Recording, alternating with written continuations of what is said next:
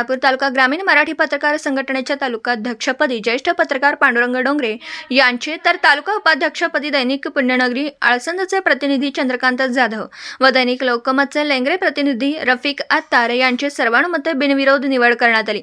याबाबत निवडीचे अधिकृत पत्र पत्रकार संघाचा जिल्हाध्यक्ष प्रताप मेटकरी यांच्या हस्ते प्रदान करून नवनिर्वाचित पदाधिकाऱ्यांचा सत्कार करण्यात आला। खानापूर तालुका ग्रामीण मराठी पत्रकार संघटनेच्या पदाधिकारी निवडीसाठी आज पत्रकार संघाचे जिल्हाध्यक्ष प्रताप मेटकरी यांच्या अध्यक्षतेखाली आणि मार्गदर्शक दिलीपराव मोहिते आणि राजेश जाधव यांच्या प्रमुख उपस्थितीत खानापूर तालुक्यातील सर्व पत्रकारांची शासकीय विश्रामगृहात विशेष बैठक झाली।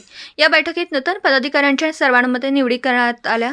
या बैठकीत सर्वानुमते निवडलेले खानापूर तालुका ग्रामीण मराठी पत्रकार संघटनेचे नूतन पदाधिकारी असे तालुकाध्यक्ष पांडुरंग डोंगरे, तालुका उपाध्यक्ष चंद्रकांत जाधव, दैनिक पुण्यनगरी आळसंद रफिक आत्तार, दैनिक लोकमत लेंगरे, सरचिटणीस गजानन बाबर, दैनिक सकाळ विटा, कोषाध्यक्ष लक्ष्मण पाटील, 7 स्टार न्यूज विटा, संघटक सिराज शिकलगार, दैनिक बंधुता विटा, पोपट रास्ते, दैनिक केसरी भिवघाट, प्रसिद्धी विभाग प्रमुख महादेव धनवडे, साप्ताहिक भाळवणी एक्सप्रेस विटा, प्रतिनिधी शिराज भैया शिकलगार विटा।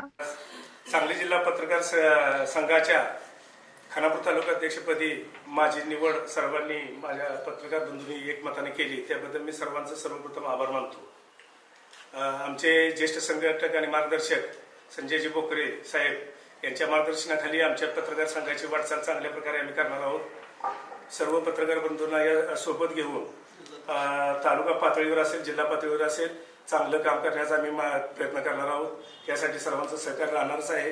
त्याचप्रमाणे खानापूर तालुक्याचे पत्रकार भवन विटा येथे आपण उभारणार आहे। ह्याच वर्षी आपण त्याच्या बांधकामास सुरुवात करणार असून 1 वर्षभरात ते बांधकाम पूर्ण करणार आहे।